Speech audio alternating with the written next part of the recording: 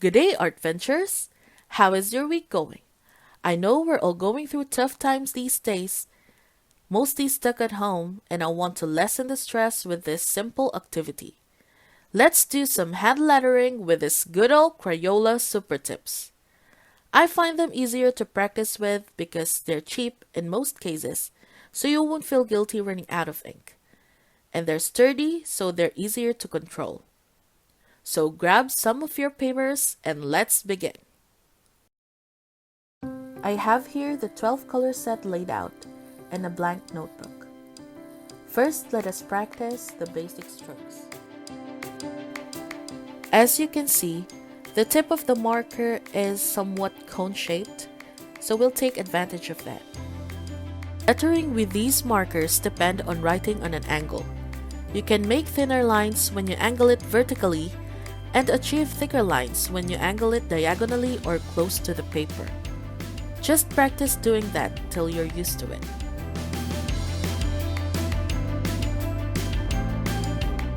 You will also notice that as you use the tip, it will get softer, which can also give you thicker strokes once you press it harder on paper. Not too hard though!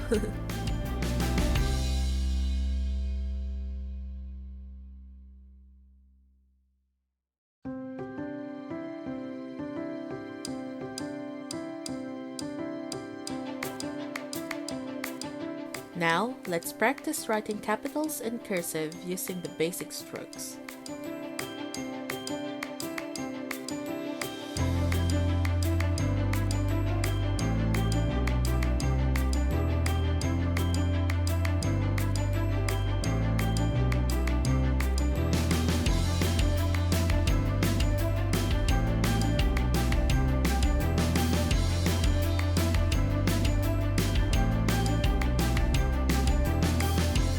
Let's practice adding drop shadows to our letters. Pick one light and one dark color. I chose to write capitals here so it will be more visible, but you can also write in any font you like.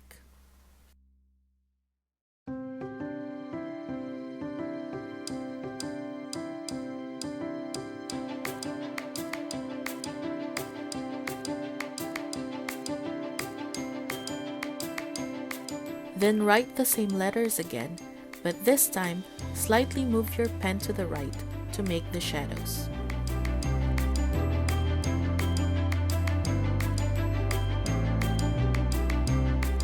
Such an easy trick, right? Next, let's try making a gradient. Pick two colors of your choice, one light and one dark.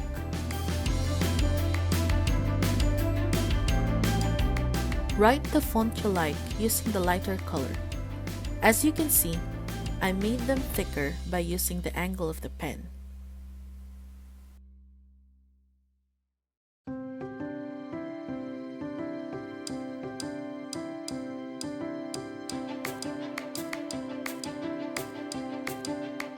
Then I moved on to the darker color and filled the top part of the letter, about 1/3 of it. Careful not to put too much dark color or else it might overpower the gradient. Then I moved back to the lighter marker and dragged the darker color down by stroking from top to the bottom of the letter. This will then form a mid-tone for the gradient.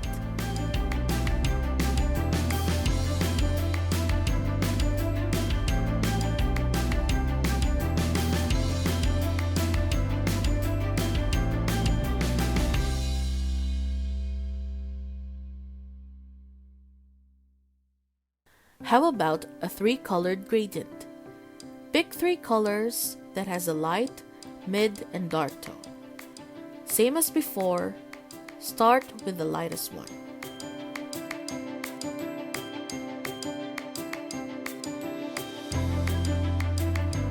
Then grab another color.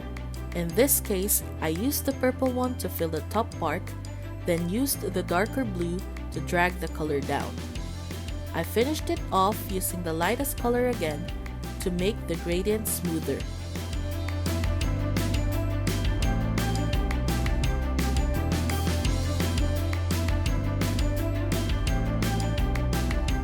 Let's try giving the letters some embellishments. It's like dressing up your letters. Just write simple letters. For this one, I wrote them thinly. Then I put some squiggly lines around them like vines. Then drew some leaves and berries for interest.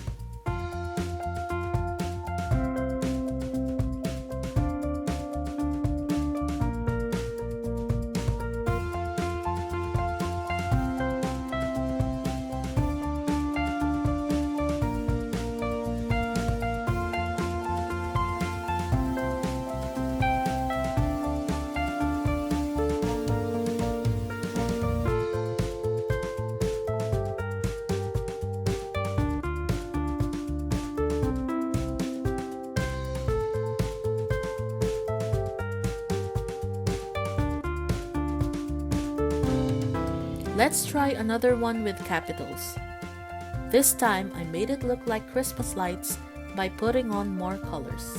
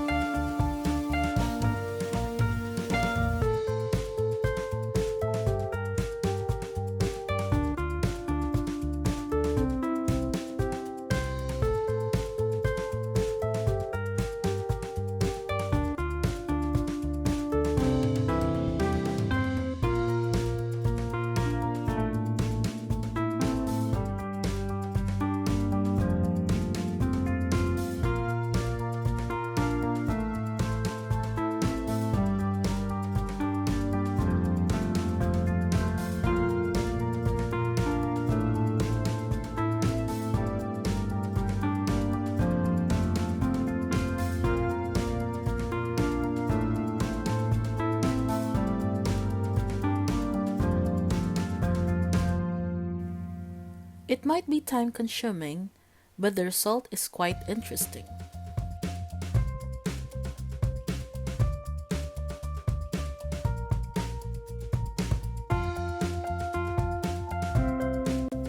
I think the most common techniques that we can get from these markers are cursive and modern calligraphy. Its ability to provide thick and thin strokes is surely handy with these techniques. You can get a variety of fonts by combining plain and cursive letters. You can also make them look elongated, wide, round, and a lot more. These are just a few examples.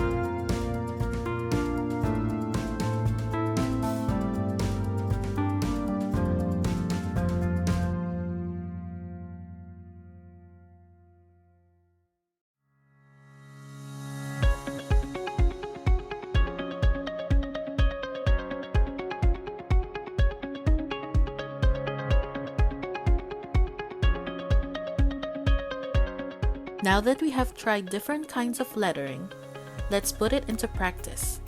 Let's write quotes fit for our situation today and get inspired. I have here different colored papers to choose from.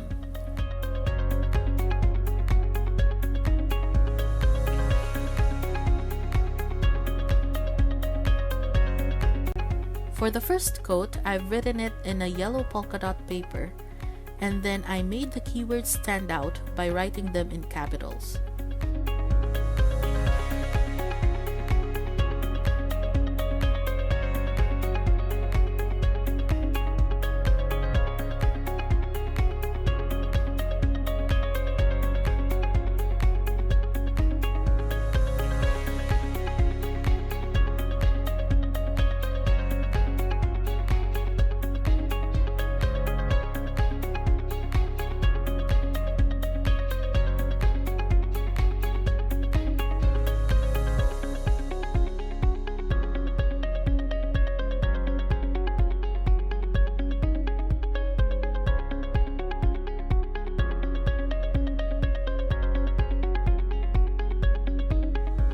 Then, I designed them by putting vines and berries, just like what we practiced.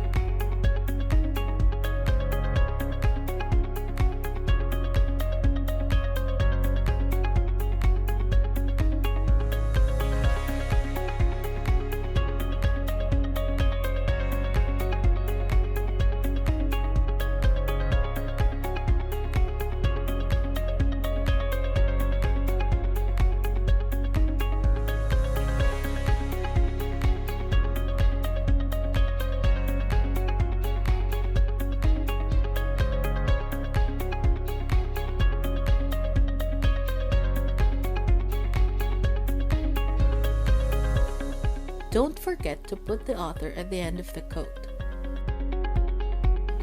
For the next one, I picked this cloud gradient paper, then grabbed the pink, red, and purple markers.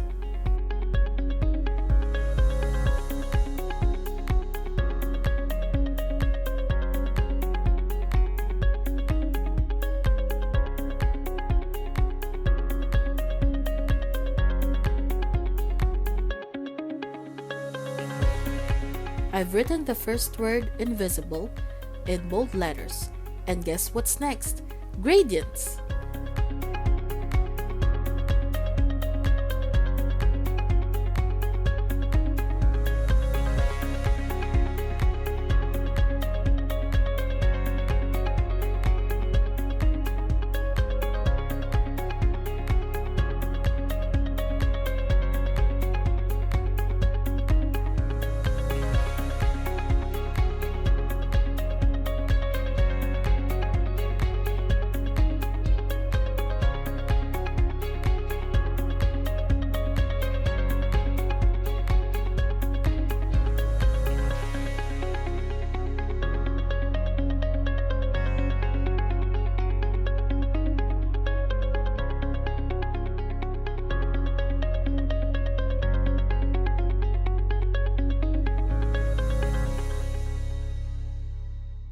As the word strongest implies, I made it bold and bigger to stand out, then also made a gradient at the bottom of it.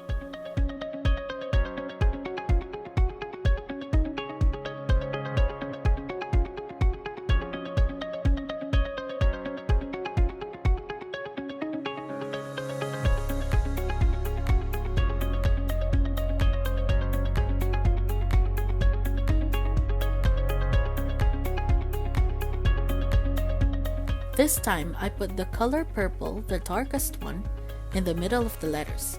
Feel free to experiment on what colors blend well and what colors looks good next to each other.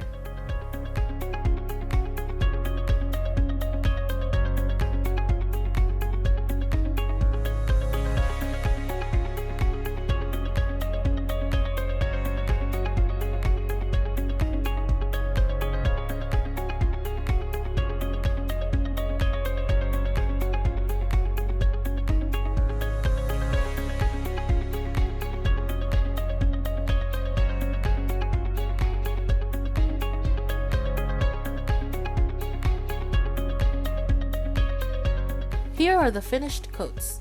You can make a bunch of them and hang them on your wall for motivation.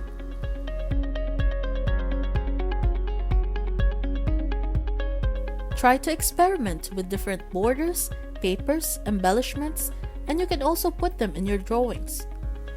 Did you enjoy this activity? Don't forget to like, comment, and subscribe for more. See you in the next video. Bye-bye!